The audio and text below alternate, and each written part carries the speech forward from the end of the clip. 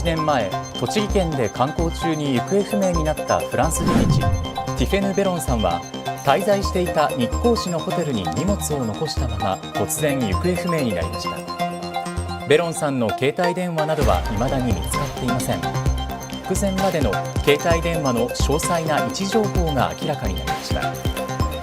これまでベロンさんは午前10時にホテルから外出したという目撃情報がありましたが、解析の結果、携帯電話はホテルから移動した形跡がないまま11時40分に位置情報が突然途絶えたことが分かりました。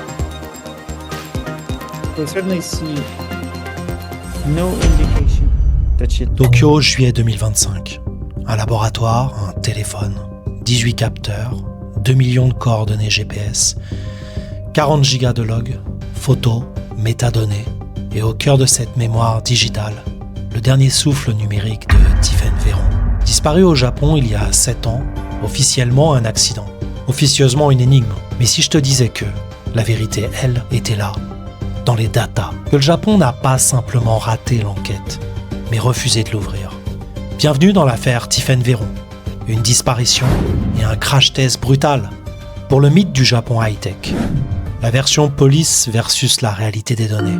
29 juillet 2018, Nikko, à 150 km au nord de Tokyo. Tiffaine Véron, française passionnée du Japon, passe sa première nuit dans un petit hôtel local. Le lendemain matin, elle disparaît.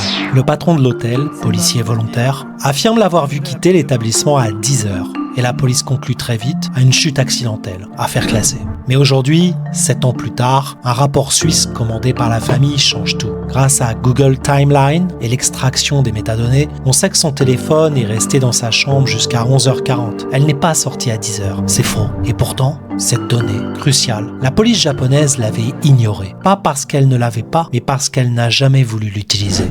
La façade high-tech du Japon est ce qu'elle cache. Tu crois peut-être que le Japon, c'est la techno-nation par excellence? Des robots dans les hôtels, des caméras partout, des capteurs de tout.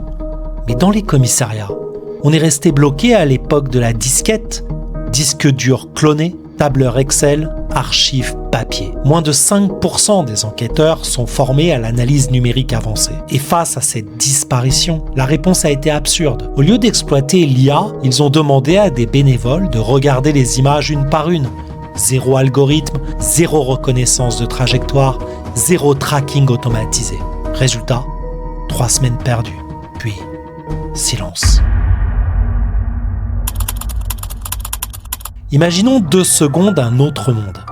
Un monde où la vérité numérique est exploitée.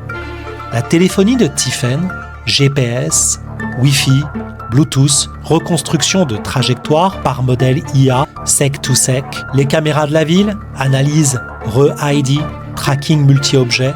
On aurait pu retrouver ces déplacements ou détecter qu'il n'y en avait pas. Les réseaux sociaux, analyse NLP en temps réel des émotions, des signaux faibles. Les badges d'hôtel, corrélation horaire par graphe de connexion.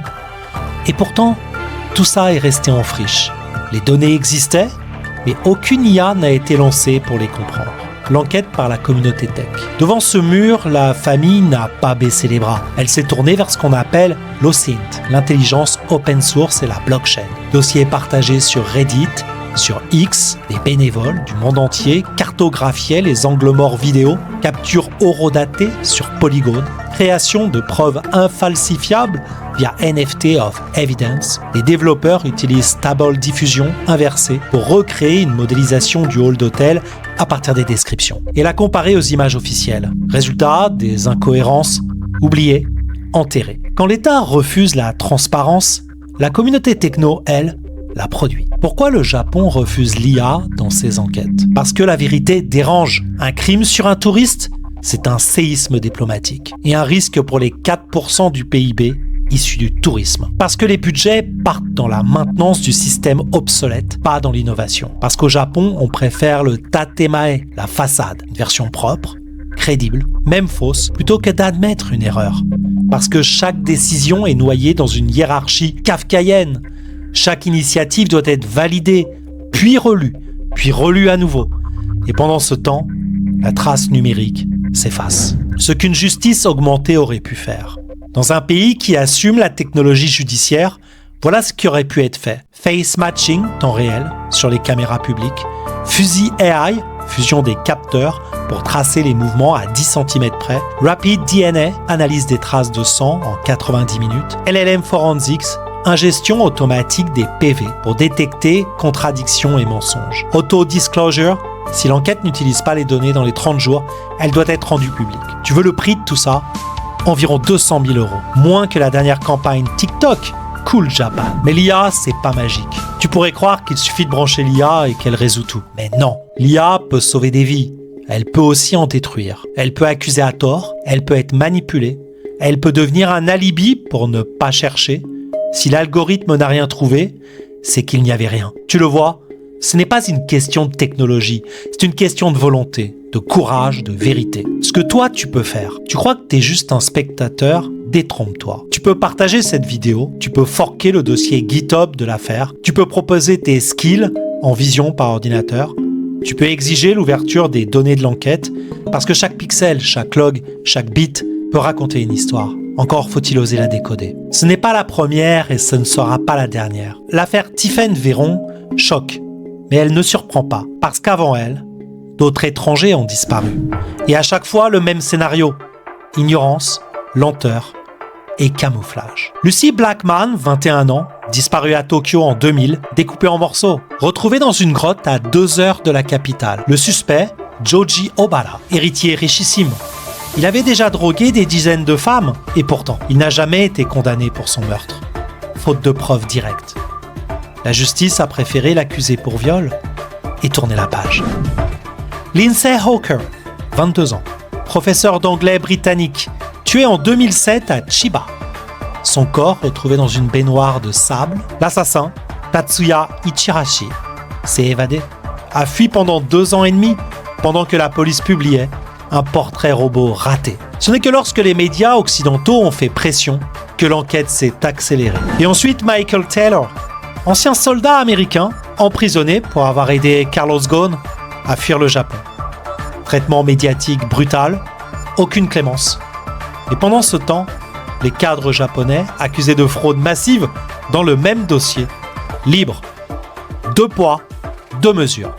Justice, made in Japan. Et puis il y a ceux dont tu n'as jamais entendu parler.